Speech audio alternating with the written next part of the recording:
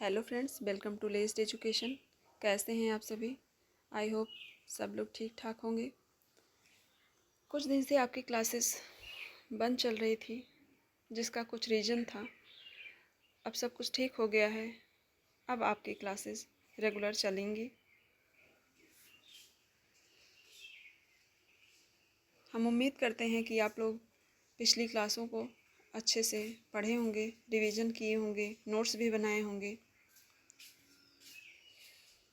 चलिए शुरू करते हैं आज की क्लास को और देखते हैं आज का चैप्टर। अभी तक हम लोगों ने क्या क्या पढ़ा है। न्यूट्रिशन साइंस को पढ़ा है, उसके बाद प्रोटीन पढ़ा है, कार्बोहाइड्रेट पढ़ा है। आज की क्लास में हम लोग क्या पढ़ने वाले हैं? आज की क्लास में हम लोग पढ़ेंगे फैट को, अर्थात वसा को। वसा के बारे में बहुत सारी जानकारियाँ एकत्रित करेंगे, जो हमारे एग्ज़ाम के पॉइंट ऑफ व्यू से बहुत ही महत्वपूर्ण होने वाली हैं। तो देखिए, इसमें इस नोट्स में जो है वन लाइनर टाइप्स के हैं पॉइंट्स, जो बहुत ज़्यादा नहीं है। कुछ इसमें थ्योरी टाइप का भी है, लेकिन जितना भी फैट के चैप्टर में हमने नोट्स में इंक्लूड किया है, वो सब आपके एग्ज़ाम की दृष्टि से बहुत ही महत्वपूर्ण हैं। तो शुरू करते हैं आज की क्लास को। देखते हैं फैट में क्या क्या है। देखिए, वसा क्या है? एक कार्बनिक मिश्रण है। वसा क्या है? कार्बनिक मिश्रण है। इसके जो है संगठन में क्या है? कार्बन भी मिला हुआ है, इसलिए इसे क्या कहते हैं? कार्बनिक मिश्रण कहते हैं। इसका संगठन क्या क्या है, अभी आगे इंक्लूड है, इसको देख लीजिएगा। देखिए, वसा चर्बीदार अम्ल व ग्लिसरॉल का मिश्रण है। किसका है? वसा चर्बीदार अम्ल व ग्लिसरॉल का मिश्रण है। इसमें कार्बन, देखिए ये कार्बनिक मिश्रण है ना, तो इसमें कार्बन मिल गया, हाइड्रोजन, ऑक्सीजन होता है। क्या क्या होता है इसमें? इसमें कार्बन, हाइड्रोजन और ऑक्सीजन होता है। इसमें क्या नहीं होता है? इसमें नाइट्रोजन नहीं होता है। नाइट्रोजन किस में होता है? नाइट्रोजन प्रोटीन में होता है। प्रोटीन में कितना परसेंट नाइट्रोजन होता है? 16% होता है। आगे चलते हैं। आगे देखिए, वसा में कार्बोज की अपेक्षा संघनित ईंधन अधिक होता है। वसा में कार्बोज की अपेक्षा जो कार्बन है, उसके अपेक्षा क्या होता है? संघनित ईंधन अधिक होता है। वसा में O2 का अर्थात ऑक्सीजन का अनुपात कम होने से इसकी सांद्रता बढ़ जाती है। क्या है? वसा में ऑक्सीजन का अनुपात कम होने की वजह से इसकी सांद्रता बढ़ जाती है। 1 ग्राम वसा से हमें कितनी कैलोरी ऊर्जा प्राप्त होती है? 9.2 कैलोरी ऊर्जा प्राप्त होती है। आगे बढ़ते हैं। देखिए, ये इसका जो है पिक्चर थोड़ा क्लियर नहीं है, तो हम बोल रहे हैं उसको देख लीजिए। वैसे भी दिख रहा है, थोड़ा ब्लर दिख रहा है, तो आप लोग मैनेज कर लीजिएगा। देखिए, नेक्स्ट पॉइंट देखते हैं। यह कार्बोज की अपेक्षा 2.5 गुना ज़्यादा अधिक शक्ति व ऊष्मा देता है। देखिए, कार्बोहाइड्रेट हमें कितना कैलोरी ऊर्जा प्रदान करता है? 4.2 कैलोरी। और प्रोटीन से कितना हमें प्राप्त होता है? वो भी 4.2 कैलोरी। लेकिन वसा से हमें कितना प्राप्त होगा? 9.2 कैलोरी। तो ये इसका कितना हुआ? 2.5 गुना हो गया। तो यही लिखा हुआ है यहाँ पे, यह कार्बोज की अपेक्षा 2.5 गुना ज़्यादा शक्ति व ऊष्मा देता है। नेक्स्ट पॉइंट है, वसा का प्रयोग एक जर्मन जैव रासायनिक ब्लोर ने 1943 में किया था। किसने किया था? जर्मन जैव रासायनिक वैज्ञानिक हैं। वो कौन है? ब्लोर, 1943 में। देखिए, ब्लोर जो थे, वसा की विशेषता बताई है। ब्लोर ने क्या बताई है? वसा की विशेषता बताई है। क्या लिखा है इन्होंने? लिपिड जल में, लिपिड्स अर्थात लिपिड्स किसे कहते हैं? लिपिड्स वही जो वसा है, अर्थात फैट, जल में अघुलनशील तथा कार्बनिक घोल में घुलनशील हैं। देखिए, जो वसा होता है ये जल में अघुलनशील, जल में आप तेल डाल के देखिए, कोई भी फैट डाल के देखिए, वो मिलेगा नहीं, अर्थात ये अघुलनशील है। अब कार्बनिक घोल जैसे कि ईथर हो गया, क्लोरोफॉर्म हो गया, बेंजीन हो गया, अगर आप इसमें फैट को डालेंगे, वसा को डालेंगे, तेल डालेंगे, घी डालेंगे, तो ये ईथर, क्लोरोफॉर्म और बेंजीन में मिल जाएगा। तो इसे क्या कहेंगे? ये घुलनशील है। नेक्स्ट पॉइंट देखते हैं। नेक्स्ट है, ये वसीय अम्ल व ग्लिसरॉल से बने तथा बन सकने योग्य एस्टर्स होते हैं। ये क्या है? लिपिड्स जो है, वसा क्या है? ब्लर ने क्या बताया इसको? ये वसीय अम्ल व ग्लिसरॉल से बने तथा बन सकने योग्य एस्टर से होते हैं। आगे पॉइंट देखते हैं। ये जीवित जीवों द्वारा उपयोग में लाए जाते हैं। क्या है? ये जीवित जीवों द्वारा उपयोग में लाए जाते हैं। नोट में क्या लिखा हुआ है? इम्पोर्टेंट पॉइंट है। लिपिड शब्द का प्रयोग एवं वसा पदार्थों के समूह जैसे वसा, अम्ल, तेल, स्टेरॉल, फास्फोलिपिड के प्रयोग के लिए होता है। लिपिड शब्द का प्रयोग किसके लिए होता है? वसा पदार्थों के समूह जैसे कि वसा, अम्ल, तेल हो गया, स्टेरॉल हो गया, फास्फोलिपिड है। तो इन सब चीज़ों के लिए हम किसका उपयोग करते हैं? किन शब्द का? लिपिड शब्द का प्रयोग करते हैं। चलिए आगे बढ़ते हैं। देखिए वसा का जो है विखंडन होता है। वसा का विखंडन, जैसे वसा को हम तोड़ते हैं तो दो पार्ट में टूटता है। पहला क्या है? एक उसमें क्या मिलेगा? एक मिनट। देखिए पहला है, एक इसमें क्या मिलेगा? ग्लिसरॉल मिलेगा। दूसरा त्रिवसीय अम्ल। त्रिवसीय अम्ल कौन कौन से हैं? पॉमेटिक एसिड है, स्टीयरिक एसिड है, ओलिक एसिड है। ये देखिए वसा जो होता है उसका हम विखंडन करते हैं तो हमें दो पार्ट में टूटता है। एक ग्लिसरॉल होता है उसमें और 3 वसीय अम्ल होते हैं। एक वसीय अम्ल पॉमेटिक एसिड है, दूसरा स्टीयरिक एसिड है और तीसरा ओलिक एसिड है। ये तीनों क्या हैं? त्रिवसीय अम्ल हैं। चलिए नेक्स्ट पॉइंट देखते हैं। वसा का रासायनिक नाम क्या है? वसा का रासायनिक नाम है ट्राइग्लिसराइड। ये आपसे पूछा जा सकता है कि वसा का रासायनिक नाम क्या है, तो वसा का रासायनिक नाम क्या है? ट्राइग्लिसराइड। नेक्स्ट पॉइंट देखते हैं। सभी ज्ञात पदार्थों में सर्वाधिक ऊर्जा वसा से प्राप्त होती है। ये आपको पहले से ही पता चल गया है कि कार्बोज तो हमें 4.1 देता है, 4.2 देता है। प्रोटीन भी हमें 4.1 या 4.2 ही कैलोरी देता है। तो वसा से हमें कितना प्राप्त होती है? 9.2। तो ये क्या हो गया? सबसे ज़्यादा ऊर्जा देने वाला भोज्य पदार्थ है। देखिए आगे पॉइंट देखते हैं। स्पर्म, अंडा तथा मस्तिष्क के ऊतकों में लिपिड्स कितना होता है? 75% होता है। आपसे पूछा जा सकता है कि अंडे में कितना परसेंट लिपिड्स होता है, तो 75% लिपिड्स होता है। स्पर्म में कितना होता है? 75% होता है। मस्तिष्क में कितना होता है? 75% होता है। चलिए नेक्स्ट पॉइंट देखते हैं। नेक्स्ट है त्वचा के नीचे तंतु, वृक्क के वसीय ऊतकों तथा पीत अस्थि मज्जा में, पीत अस्थि मज्जा अर्थात पीली अस्थि मज्जा में लिपिड्स बहुत अधिक मात्रा में होता है। अर्थात कितना होता है इसमें? 90% तक पाया जाता है। किसमें? त्वचा के नीचे जो कोशिकाएं हैं, वृक्क के वसीय ऊतक हैं, पीली अस्थि मज्जा है, इसमें कितना लिपिड्स होता है? 90% तक लिपिड्स पाया जाता है। नेक्स्ट पॉइंट है वसा की सरल इकाइयाँ एस्टर बंध से जुड़ी होती हैं। देखिए जैसे हम लोगों ने पढ़ा था प्रोटीन वाले चैप्टर में, एमिनो एसिड जो होता है वो किस बंध से जुड़ा होता है? पेप्टाइड बंध से जुड़ा होता है। और वैसे यहाँ पर वसा की जो सरल इकाइयाँ हैं किस बंध से जुड़ी होती हैं? वो एस्टर बंध से जुड़ी होती हैं। तो पूछा जाता है एस्टर बंध किसके लिए उपयोग किया जाता है? तो आप लोग क्या आंसर देंगे? वसा के लिए किया जाता है। और पूछा गया कि पेप्टाइड बॉन्ड का किसके लिए उपयोग किया जाता है, तो वो एमिनो एसिड में उपयोग किया जाता है। अगर एमिनो एसिड ऑप्शन में नहीं है तो किसके लिए है? प्रोटीन के लिए है। चलिए नेक्स्ट पॉइंट को बढ़ते हैं। नेक्स्ट पॉइंट है वसा युक्त भोज्य पदार्थों के समूह। वसा युक्त भोज्य पदार्थों के समूह कौन कौन से हैं? देखिए वसा में क्या आता है? फैट आता है और तेल आता है। देखिए वसा क्या है? जो सामान्य तापमान अर्थात 20 डिग्री सेल्सियस पर ठोस हो जाए। जैसे अगर तापमान 20 डिग्री सेल्सियस है तो उस टाइम पर देखिए कौन कौन सी फैट वाली चीज़ें जम जा रही हैं। अगर वो जम गई तो वो क्या है? वसा है। जैसे घी हो गया, वनस्पति घी हो गया। और दूसरा क्या है? तेल। दूसरा क्या है? तेल है। तेल क्या है? जो सामान्य तापमान 20 डिग्री सेल्सियस पर द्रव में रहे। देखिए यहाँ पे क्या था? 20 डिग्री सेल्सियस पे जम जाने वाला कौन सा है? वसा है। अगर 20 डिग्री सेल्सियस पर नहीं जम रहा है तो क्या होगा? तेल है। जैसे मूंगफली का तेल, तिल का तेल, सरसों का तेल आदि। तेल में जितनी भी वैरायटी के तेल होते हैं वो सब क्या है? तेल के अंतर्गत आएंगे, जो 20 डिग्री सेल्सियस पर नहीं जमेगा। चलिए आगे बढ़ते हैं। आगे क्या है? वसा का वर्गीकरण। देखिए वसा का वर्गीकरण में कई आधार पर वसा का वर्गीकरण किया गया है। यहाँ पर देखिए संरचना के आधार पर वसा का वर्गीकरण है। सरल लिपिड है, यौगिक लिपिड है अर्थात संयुक्त लिपिड है, व्युत्पादित लिपिड है। कितने टाइप में है? तीन टाइप में है, सरल लिपिड, यौगिक लिपिड अर्थात संयुक्त लिपिड, व्युत्पादित लिपिड।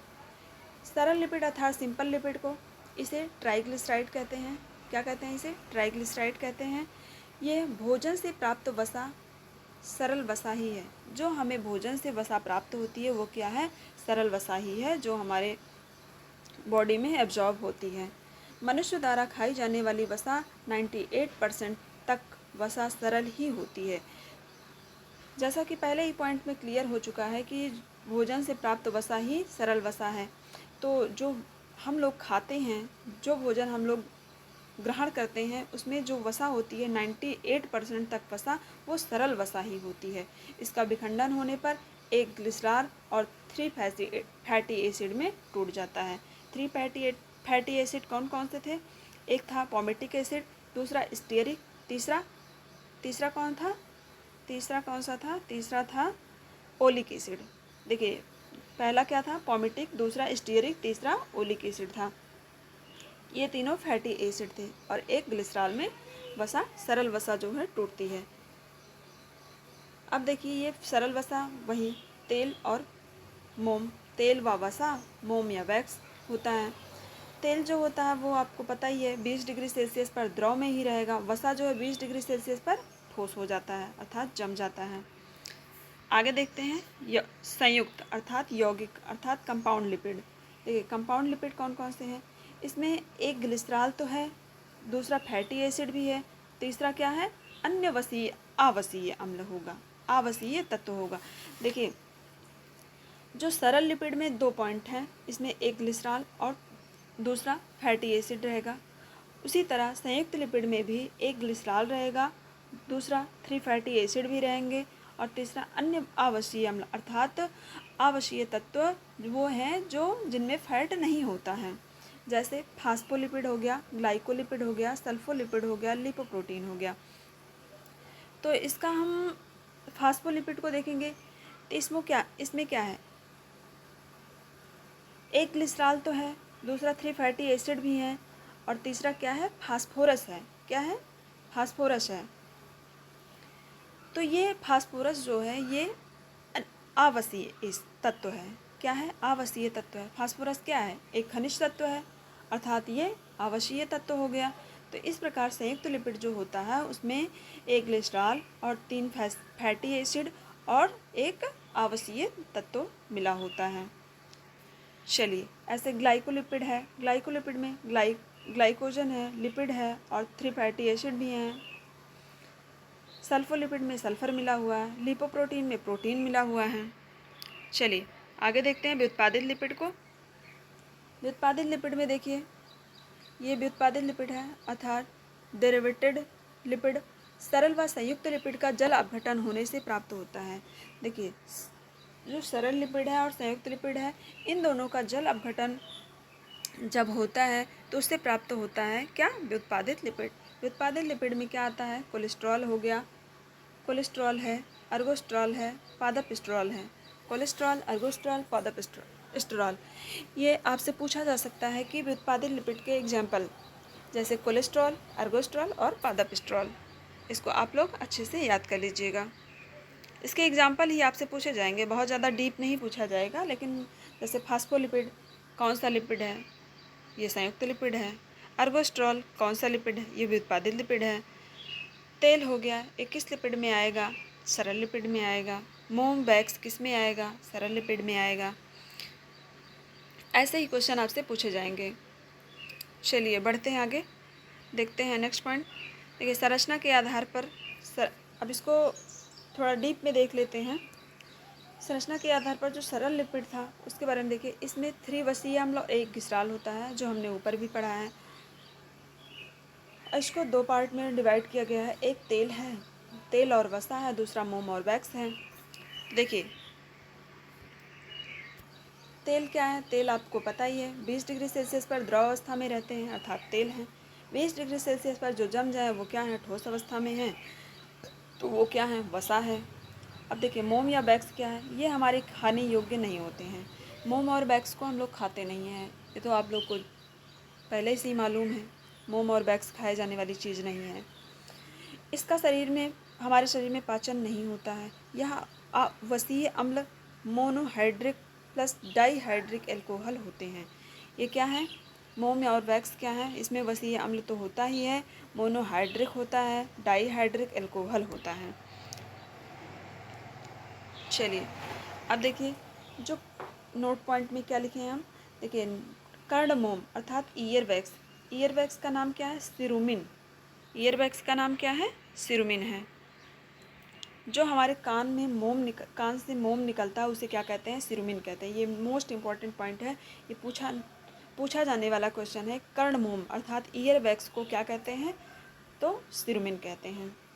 संयुक्त लिपिड है अगला, संयुक्त लिपिड है।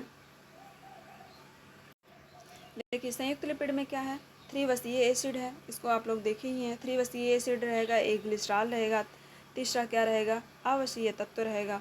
तो देखिए फास्फोलिपिड है, फास्फोलिपिड को हमने बताया था ना, जैसे कि फास्फोरस होगा, ग्लिसरॉल होगा और क्या कहते हैं, और 3 फैटी एसिड भी रहेगा, तो क्या हो जाएगा, फास्फोलिपिड हो जाएगा। तो देखिए इसमें इसे फास्फोलिपिन्स और फास्फेटाइड्स या फास्फोरी युक्त वसा भी कहते हैं। फास्फोलिपिड को क्या कहते हैं, फास्फोलिपिन्स कहते हैं, फास्फेटाइड्स कहते हैं, फास्फोरी युक्त वसा भी कहते हैं। आगे देखते हैं इसका पॉइंट्स। यह समस्त वनस्पतियों एवं जंतुओं की कोशिकाओं में विस्तृत रूप से पाए जाते हैं। किस में पाए जाते हैं, वनस्पति में भी पाए जाते हैं और जंतु की कोशिकाओं में भी पाए जाते हैं। यह अंडों, मस्तिष्क, यकृत, गुर्दे, हृदय में पाए जाते हैं। यह किस में पाए जाते हैं, फास्फोलिपिड अंडे में भी पाया जाता है, मस्तिष्क में भी होता है, यकृत में भी होता है, गुर्दे में भी होता है और हृदय में भी होता है। सोयाबीन में इनकी अधिकता होती है। देखिए सोयाबीन किसका प्रचुरतम स्रोत है, प्रोटीन का, और इस सोयाबीन में भी क्या पाया जाता है, फास्फोलिपिड भी पाया जाता है। यह कोशिका झिल्ली का निर्माण करते हैं। फास्फोलिपिड किसका निर्माण करते हैं, कोशिका झिल्ली का निर्माण करते हैं। आगे देखते हैं। देखिए इसमें क्या क्या है, वसीय अम्ल है, ग्लिसरॉल है, फास्फोरस है, नाइट्रोजन के अणु भी इसमें शामिल हैं। चलिए ग्लाइकोलिपिड्स हो गया। ग्लाइकोलिपिड्स में देखिए ये मस्तिष्क के ऊतकों में अधिक मात्रा में पाए जाते हैं। कहाँ अधिक मात्रा में पाए जाएंगे, मस्तिष्क के ऊतकों में अधिक मात्रा में पाए जाते हैं। इसे क्या कहते हैं, इसलिए इसे सेरेब्रोसाइट्स भी कहते हैं। इसके जल अपघटन के बाद शर्करा प्राप्त होती है। इसमें वसीय अम्ल, ग्लिसरॉल, अल्कोहल, कार्बोहाइड्रेट अर्थात ग्लूकोज होता है। चलिए नेक्स्ट पॉइंट देखते हैं, सल्फोलिपिड्स। सल्फोलिपिड्स के बारे में देखिए, यह भी मस्तिष्क में होती है। सल्फोलिपिड्स कहाँ होता है, मस्तिष्क में होता है। इसमें देखिए वसीय अम्ल होता है, ग्लिसरॉल होगा, सल्फ्यूरिक एसिड होगा, अल्कोहल होगा। नेक्स्ट देखते हैं, नेक्स्ट है लिपोप्रोटीन। लिपोप्रोटीन हमारे शरीर में इस वसा का अत्यधिक महत्व है। हमारे शरीर में लिपोप्रोटीन का अत्यधिक महत्व है। हमारे शरीर में वसा का स्थानांतरण एक स्थान से दूसरे स्थान पर होता इसी वसा के रूप में होता है। देखिए जो हमारे बॉडी में वसा का स्थानांतरण होता है, एक जगह से दूसरे जगह में, एक पार्ट से दूसरे पार्ट में जाता है, जैसे हाथ से पैर तक में जाने के लिए माध्यम होता है, तो जो प्रोटीन जाता है वो किस फॉर्म में जाता है, वो लिपोप्रोटीन के फॉर्म में हमारे बॉडी में स्थानांतरित होता है। देखिए लाइपोप्रोटीन अर्थात लिपोप्रोटीन रक्त में उपस्थित होता है। ये कहाँ होता है, हमारे बॉडी में रक्त में उपस्थित होता है। इसकी संरचना में प्रोटीन भाग लेते हैं। इसकी संरचना में जैसे साफ ही दिख रहा है, प्रोटीन लिखा हुआ है, लिपिड प्लस प्रोटीन, तो इसकी संरचना में प्रोटीन भाग लेते हैं। लिपोप्रोटीन 3 प्रकार का होता है। लिपोप्रोटीन कितने प्रकार का होता है, लिपोप्रोटीन 3 प्रकार के होते हैं। ये मोस्ट इम्पॉर्टेंट पॉइंट्स हैं, ये जो हैं मोस्ट इम्पॉर्टेंट पॉइंट्स हैं आपके एग्ज़ाम की दृष्टि से।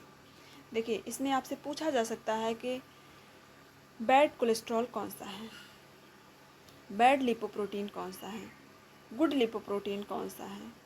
तो इसमें देखिए जो लिपोप्रोटीन है वो 3 प्रकार का है, LDL, VLDL, HDL। LDL अर्थात low density lipoprotein, VLDL very low density lipoprotein, HDL high density lipoprotein. तो देखिए जो LDL है इसे हम क्या कहते हैं, बैड, ये बुरा लिपोप्रोटीन है। और अच्छा लिपोप्रोटीन कौन सा है, HDL। HDL जो है अच्छा लिपोप्रोटीन है। इसको आप लोग कहीं इंपॉर्टेंट पॉइंट में नोट कर लीजिएगा कि LDL क्या है, बैड लिपोप्रोटीन है, और HDL क्या है, गुड लिपोप्रोटीन है। ये आपसे एग्ज़ाम में मोस्ट प्रोबेबिलिटी है कि पूछा जाएगा। चलिए नेक्स्ट पॉइंट देखते हैं।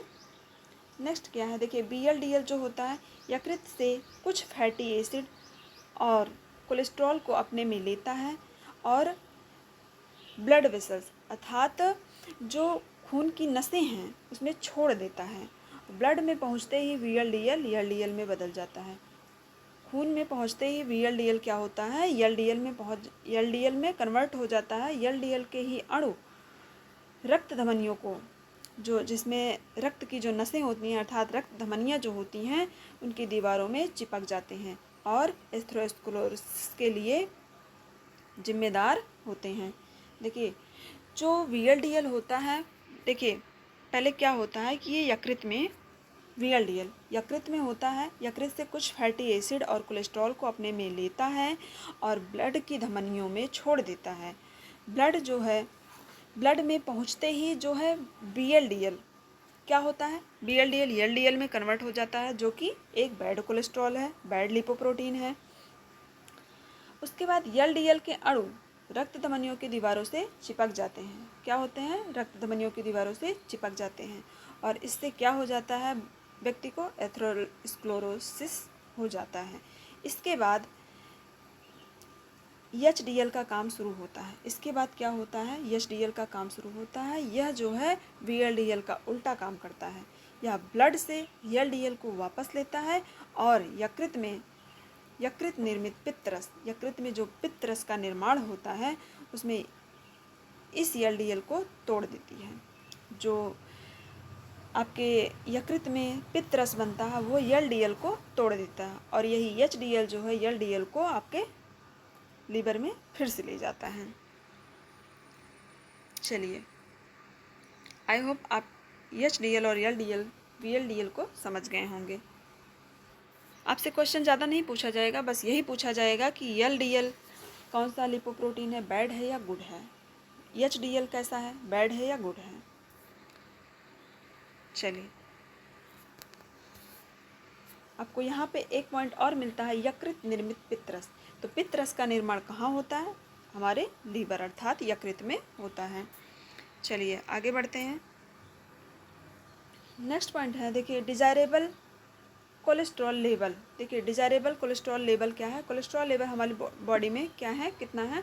देखिए टोटल कोलेस्ट्रॉल कितना है, 200 mg है, 200 mg लिखा हुआ है इसमें। तो 120 से अप्रॉक्सीमेट जो होता है 120 से 180 mg पर 100 ml of blood total cholesterol होता है। और HDL हमारे बॉडी में कितना होता है, 40 mg, LDL 150 mg, VLDL 40 mg।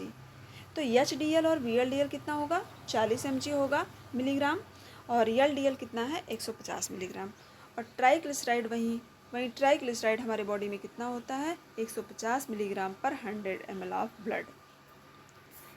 चलिए आगे बढ़ते हैं। व्युत्पन्न लिपिड को देखते हैं। व्युत्पन्न लिपिड है सरल व संयुक्त लिपिड्स का जल अपघटन होने से कई प्रकार के व्युत्पादित लिपिड्स प्राप्त होते हैं, जिसमें स्ट्रॉल महत्वपूर्ण है। जैसे हम लोगों ने क्या पढ़ा था, कोलेस्ट्रॉल, अर्गोस्ट्रॉल और एक और था। चलिए आगे देखते हैं। स्टेरॉयड के में जल चक्र वलय होता है। स्टेरॉयड में क्या होता है, जल चक्र वलय होता है, जो पेटेनोपरहाइड्रोफिनेंथ्रीन कहलाता है। क्या कहलाता है, स्टेरॉयड का जल चक्र क्या कहलाता है, पेटेनोपरहाइड्रोफिनेंथ्रीन कहलाता है। चलिए आगे देखते हैं स्ट्रॉल क्या है। स्ट्रॉल पौधों और जंतुओं में पाए जाने वाले जटिल मोनोहाइड्रोक्सी एल्कोहल होते हैं। स्ट्रॉल क्या होते हैं, पौधों और जंतुओं में पाई जाने वाले जटिल मोनोहाइड्रोक्सी एल्कोहल होते हैं। इसमें वसीय अम्ल और एल्कोहल की उपस्थिति होती है। देखते हैं कौन कौन से स्ट्रॉल हैं।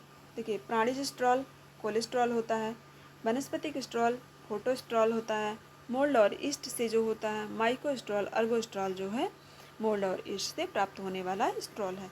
देखिए कोलेस्ट्रॉल हमें हमेशा प्राणी जगत से प्राप्त होगा और फोटोस्ट्रॉल हमें वनस्पति जगत से प्राप्त होगा।